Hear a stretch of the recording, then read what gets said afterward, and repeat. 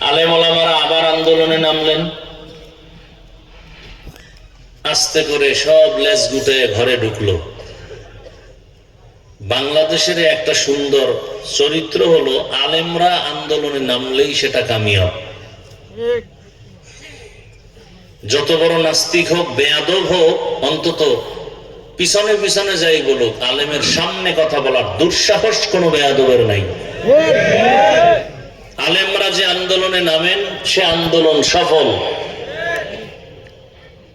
এটা বাংলাদেশের চিরচরিত এক পরিচিতি এবং এটা পরীক্ষিত। গান শিখানের মাস্টার সব বাপ। দেখেন না এখন আউল বাউল ফাউল আছে না নাই? যখনই আল্লাহ কোরআন ইসলাম নিয়ে কথা বলে, কোন বাংলাদেশের আদালতের ম্যাজিস্ট্রেটের আর সাহস হয় না যে এরে এখন বাইরে চাইরে দিই। কথা বুঝেন? বাংলা বুঝেন?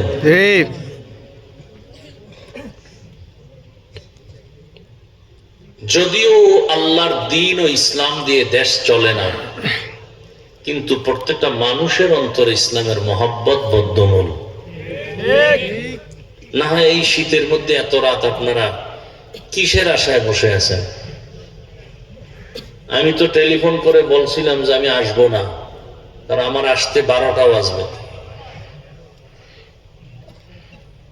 ঢাকার থেকে বের হব, সেখানে যানজট, প্রোগ্রাম একটা শেষ করতে আর একটার পরে আর একটা, মানুষ চায় করতে করতে মরে যাই। জানাজা দিতে বললে ভালো, তবে আমগো মাহফিলে হয়ে যায়, এরপরে মরুক। এক সপ্তাহ বিছানায় ছিলাম, 2-3টা করে প্রোগ্রাম করতে পারিনি। যদি অসুস্থ হয়ে থাকতাম কিছু করার ছিল? একেবারে যে সুস্থ তাও না। ওই সদরপুরে বয়ান করছি, ঘড়ি ধরা মনে হয় 29 মিনিট সম্ভবত। বলছে পারবো না, আল্লাহ যদি সুযোগ দেয়, হায়াত রাখে, সুস্থ রাখে, আবার দেখা হবে, আবার আসবো। মহব্বত। দুনিয়ার কোন কেউ খাওন দিয়েও এত মানুষ এত শীতের মধ্যে এত রাত বসায় রাখতে পারতো না। জানি না এখানে আবার খাওয়ান দাওয়ান আছে কিনা। আছে? হ্যাঁ, ও বাবারও কি খাওয়াবে? উঠ, গরু। মাশাআল্লাহ, তাই তো আগামীকাল রোজা রাখতে পারবেন। সাহারির নিয়ত করে খাইয়ে ফেললেই হবে। এই আমার কখন খাওয়াইবে? ফজরের পর, মুনাজাতের পর। মাশাআল্লাহ, ভালো। অনেক জায়গায় খাওন দাওন নিয়ে ফিডে ফিডি কইরা মাহফিলি বাদ হয়ে গেছে বহু জায়গায়। আর আমরা কোথাও শুনলে এগুলো নিষেধ করি, কারণ এর দ্বারা ইখলাস কম। যদি খাওয়ান থাকে তাহলে কিছু লোক আছে খাওয়ানোর আশায়, আশায় নেই। কিন্তু খাওয়ান তো পরে দিবে, এই জন্য বয়ে বয়ে দোয়া ইউনুস পরে তাড়াতাড়ি নিয়ে আসা। কেউ ভাবছে যে ওখানে যদি 29 মিনিট হয়, আমি 23 মিনিট হইলেই চলবো। খাওয়ান দরকার। যাই হোক, আয়াত আর হাদিসের তর্জমাটাও বলে ফেলছি, সংক্ষেপ এর কিছু ব্যাখ্যা শোনাবো। এবং আমি যতটা কথা বলবো, যদিও কাটা কাটা ছোট ছোট অংশ, কিন্তু আসমান বরাবর আমার প্রত্যেকটা কথা খুব ওজনওয়ালা। কারণ কলিজার ভিতর থেকে মহব্বত নিয়ে বলি তো, বানাওটি করি না। অতএব এই কথাগুলো খুব খেয়াল করে শুনবেন। এবং আমার কথা বলার উদ্দেশ্য একটা, আমার জীবনের, আপনার জীবনের মূল ইসলামকে ঠিক করা। এই কথাটা মনে রাখবেন, কিন্তু পরে আবার পেছ লাগতে পারে, শয়তান ভিতরে গিয়ে পেছ লাগাইতে পারে। আমি সব কথা বলবো আমার ইসলামকে ঠিক রেখে। আমার ইসলাম ঠিক, সব ঠিক। আমার ইসলাম ঠিক নাই, কিছুই ঠিক নেই। আজকে এই মানুষগুলো যেখানে বসে আছে, কত কিছু রাখার পরেও গ্যাঞ্জাম ঝামেলা, কিন্তু এখানে বসে আছেন, কোনো টেনশন নাই, কোনো পেরেশানি নাই, চুপচাপ। নিয়ন্ত্রণের জন্য কোনো প্রশাসন নাই। কিভাবে এটা সম্ভব? ইসলাম মানলে সম্ভব।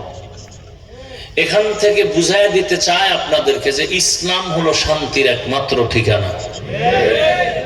সন্দেহ একমাত্র শান্তির ঠিকানার নাম ইসলাম। যতদিন পর্যন্ত জমিনে ইসলাম কায়েম হবে না, ততদিন পর্যন্ত শুধু উল্টা পাল্টা আওয়াজ হবে, এই জমিনে শান্তি কেউ দিতে পারবে না। আল্লাহর জাতের কসম, কোনো সন্দেহ নাই, একমাত্র ইসলাম দিতে পারে জাতিকে শান্তি। পৃথিবীতে যত ধর্ম আছে, শ্রেষ্ঠ ধর্ম এবং সহজ একমাত্র ইসলাম ধর্ম। আর সব ধর্ম উল্টা পাল্টা, আঁকা বাঁকা এবং কঠিন। ইসলামের মতো সহজ সুন্দর ধর্ম পৃথিবীতে আর নাই। এদেশে যদি ইসলাম কায়েম হয়, আল্লাহর কসম করে বলছি, সব গরিবরা ধনী হয়ে যাবে। আমার কথা পারলে লিখে রাখেন, যদি মিথ্যা হয় আমি মরে গেলে কবরে জুতা মারবেন। সন্দেহ যেন না থাকে, জন্য কসম করছি।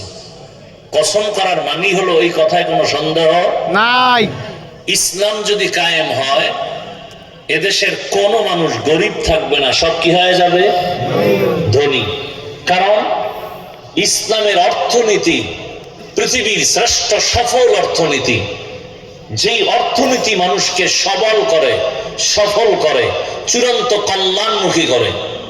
আর দুনিয়ার মানুষের বানানো অর্থনীতি ধনীকে আরো ধনী বানায়, গরিবরা আরো ফকিন্নি বানায়। মূলত ইসলাম গরিবের সহযোগিতার জন্য, গরিবের পক্ষে ইসলাম বেশি। এজন্য রহমতের নবী বলেন, আমি যদি দোয়া করতাম উহুদ পাহাড় স্বর্ণ পাইবা ধনীদের 500 বছর আগে, তবে তোমার একটা নীতির উপরে থাকতে হবে। দুনিয়াতে যতদিন তুমি বেঁচে থাকবা, আল্লাহকে রাজি করে চলবা। দুনিয়ার আর কেউ বেজার হয় হোক, আল্লাহকে বেজার করা যাবে না।